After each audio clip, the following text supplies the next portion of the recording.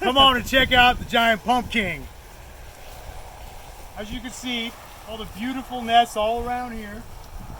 One pumpkin. We buried the vine over there with the main root, right? The main vine. We bury areas of the chunk of the vine itself where the hooks are at, and we create a second, third, fourth, and now fifth root zone.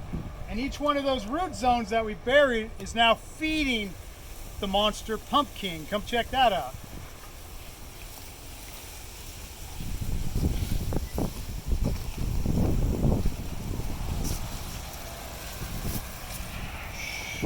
Very quiet, come on. Can't wake her up, because she's a beast. She's got 60 days left to grow. Look at this. I mean, beautiful acorn shape.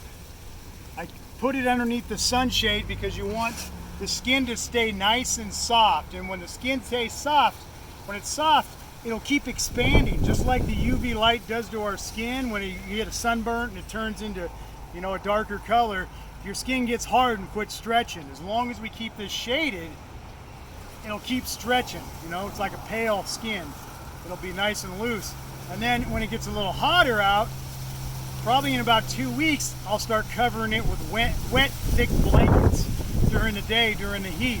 And that absorbs the water through the skin and keeps it growing as well as the other root zone. And it keeps that skin really soft, so the stretching still occurs at a dramatic pace, you know what I mean? Bam, and that's how we do it, Soil King style.